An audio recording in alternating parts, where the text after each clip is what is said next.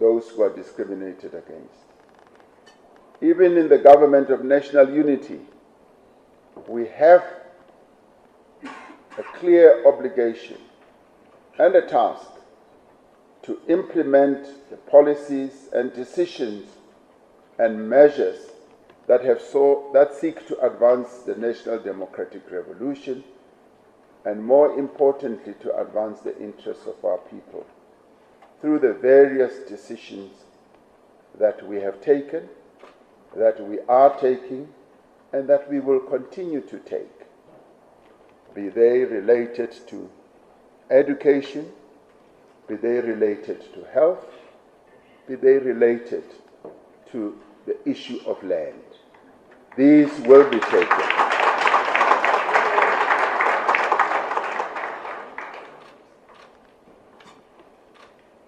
Those who have been doubtful about the efficacy of our participation in the government of national unity, and even doubting whether we will be able to continue to execute the policies of our movement that are meant to advance the interests of our people, will have to see whether we are deviating or staying the course.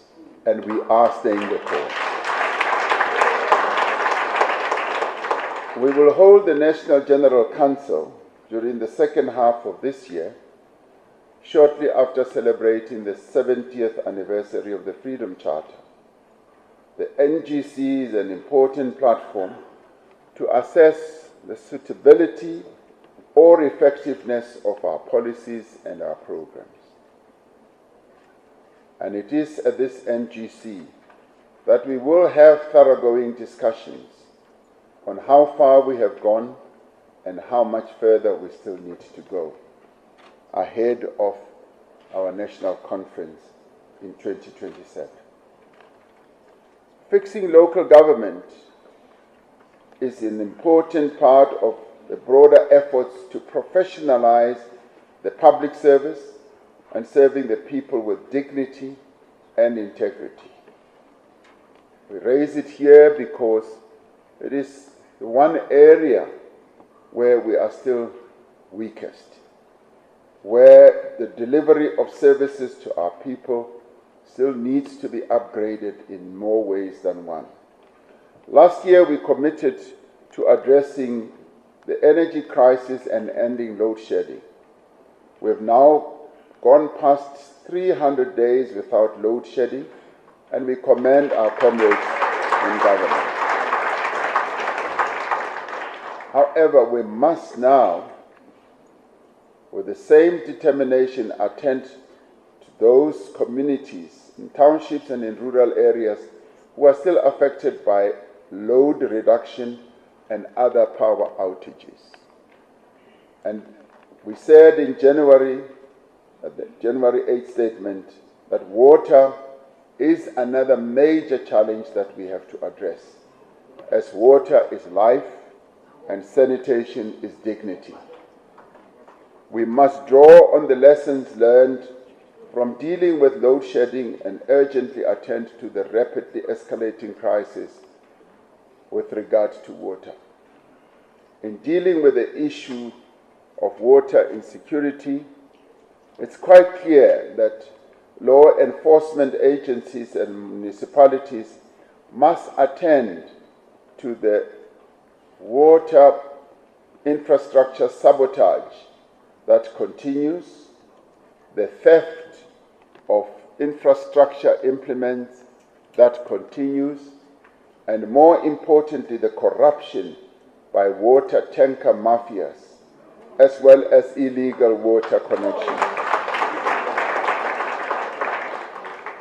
It is these that hold us back from ensuring that we do what is right for our people.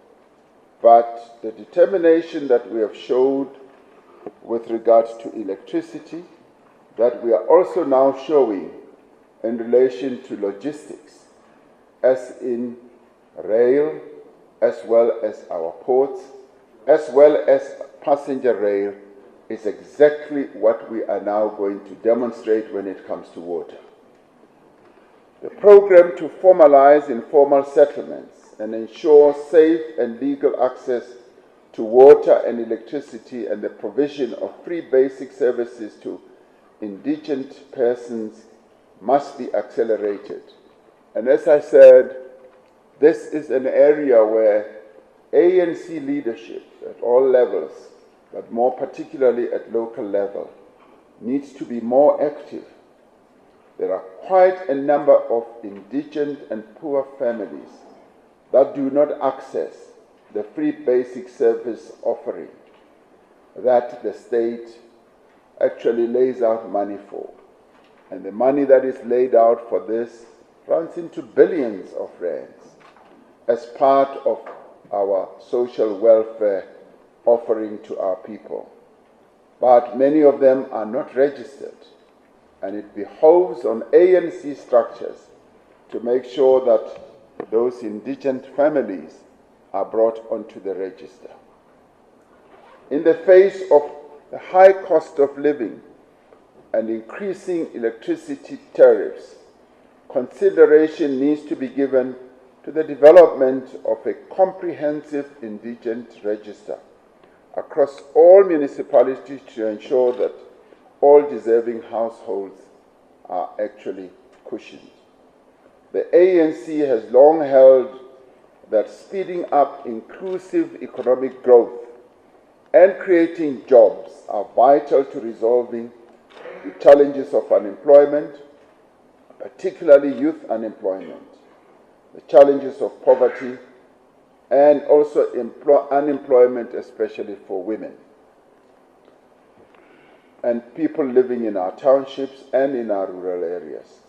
Public employment programs play a vitally important role in mitigating against the unacceptably high levels of unemployment. However, these programs, as we all know, are not sufficient on their own, nor are they sustainable, as jobs must be created through growth and investment by both the public and the private sectors. We will need to increase our investment in infrastructure and work, yes, with the private sector and financial institutions on finding innovative ways of funding public investment infrastructure as well as social infrastructure. Manufacturing is the most reliable sustained employment creator with the highest jobs multiplier. We must revitalize our industrial capacity and modernize our industrial policy to be attuned to the challenges that middle-income countries like ours are facing globally. We must build an infrastructure and export-led economy that is focused on manufacturing globally competitive goods and global business services and invest in technological capabilities. I especially highlighted global interdependence and standing together and working together to harness the abundant resources we collectively possess and the remarkable technologies that human ingenuity has produced to overcome poverty and inequality and unemployment, especially youth unemployment and the abuse of women once and for all.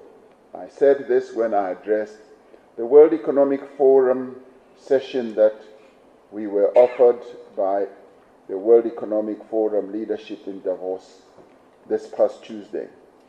I did so to make a point about global trade, but more importantly, to bring attention to the fact that we cannot progress without cooperation and collaboration. This becomes even more critical in these troubled times of isolationism and unilateralism. And we articulated this very clearly, and the reception to our message was rather positive. as many would-be investors and those who are investing in our country have responded fairly positively in their articulation of the message that we put forward, particularly regarding our presidency of the G20. Our January 8 statement also asks us to accelerate work to leverage our critical minerals endowment, working with other countries in the region. And as we said in Davos, we want our presidency of the G20 to be a platform to enhance our critical minerals sector through a program of green industrialization as an engine for growth and development in our sub-region as well as on our continent as a whole. Specific initiatives and interventions that are aimed at addressing youth unemployment, such as education reforms, skills development initiatives, entrepreneurship and targeted employment programs should be strengthened. And I hope that at this Lekgotla we will be able to come up with ideas that will broaden and deepen this intent that the African National Congress has. Strengthening the fight against crime and corruption and building safer communities remains one of our most important priorities. As we had said previously, crime undermines the gains of freedom and shared prosperity, and ultimately the NDR itself.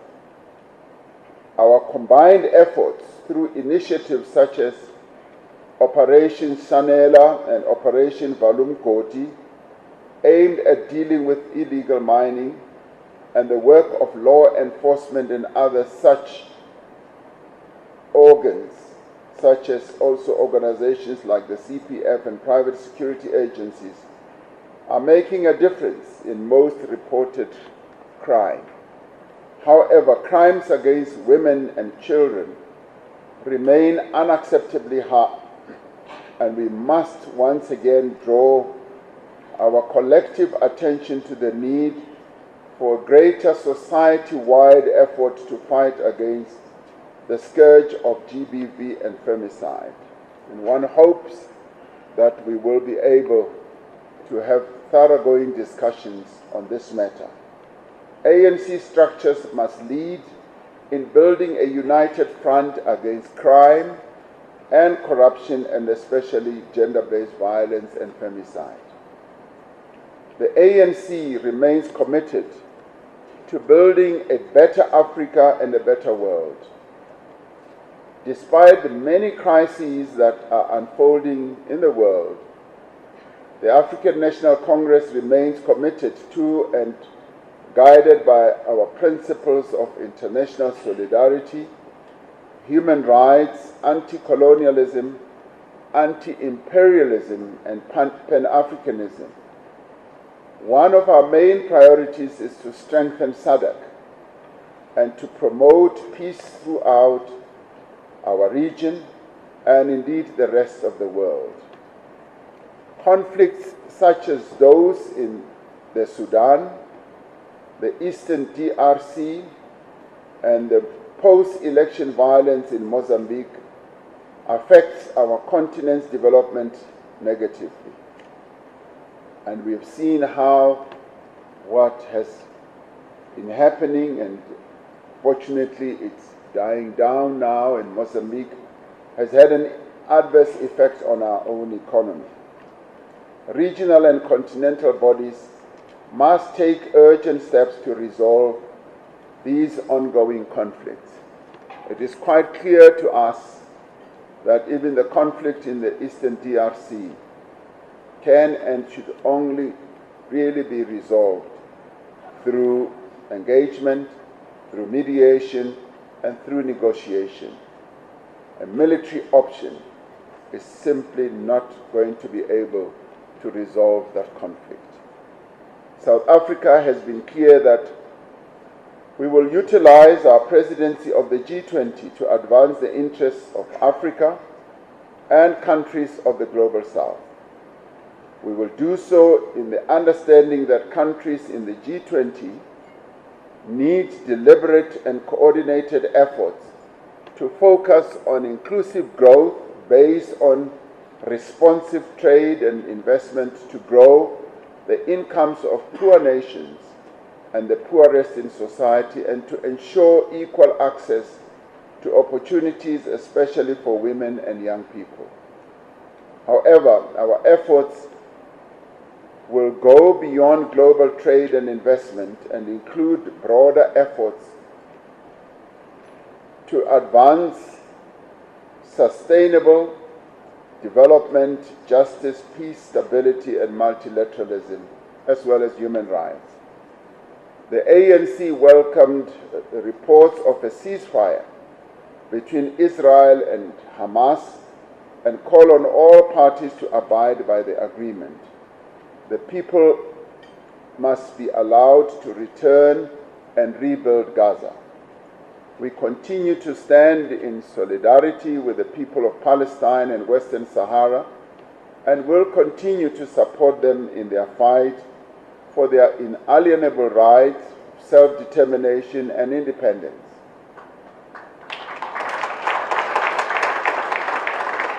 In the year we are celebrating the 70th anniversary of the Freedom Charter, we are embarking on an important national process to build social solidarity and consensus about the future of our country. We aim to build a South Africa that belongs to all through the national dialogue that we are going to hold. And drawing on our proven history of social compacting and dialogue, we aim to engender a sense of civic responsibility and strengthen our national pride. The people will have the opportunity to discuss and develop solutions to difficult issues, and thereby creating a sense of national or common purpose. It is therefore important that the structures, and indeed the structures of the ANC and the Alliance, form content for the national dialogue and ensure that it becomes inclusive and that it truly empowers the people to shape our country's future. And in conclusion, we all know that we have held several Makhuta, and we've developed many proposals aimed at achieving our objectives. Now, in this Makhuta, we ask that we take a sober-minded look at where, as well as how we've been able to make progress and where we have failed to make progress. And we should look at what is possible within the applicable time frame and with the resources that are available. I want to stress the issue of the time frame as well as the resources. Quite often we come up with great proposals, great interventions, and we hardly ever pay attention to the time frame within which those initiatives will be implemented. And that tends to weaken our resolve.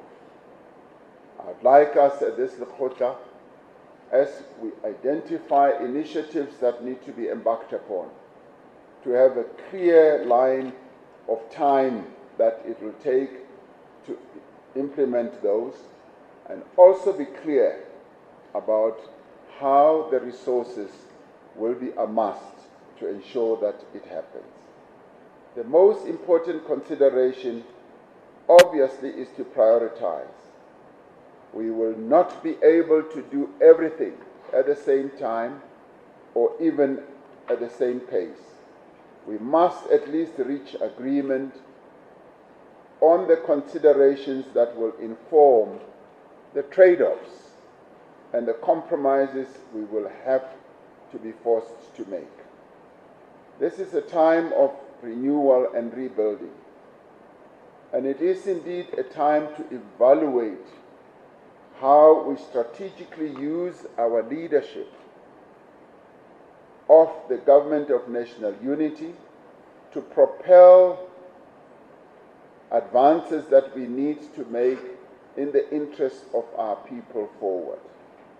And this is the time when, yes, as government, we need to regain the trust that our people have invested in us. So as we rise from this Lekgotla, I would say that we should rise knowing that we have come up with very practical decisions that we will be able to take forward. This Lekgotla also takes place ahead of the Lekgotla we are going to have in government. It also takes place ahead of what we are going to articulate in the State of the Nation address, as well as the budget. And all these must be informed by a number of decisions that we will take here. And all these must be underpinned by a very clear intent to continue to execute the National Democratic Revolution. This is what we are about, and if anyone was ever in doubt whether we will continue executing the National Democratic Revolution, I say, sit up, wake up, and listen carefully and see what is being done. Thank you very much.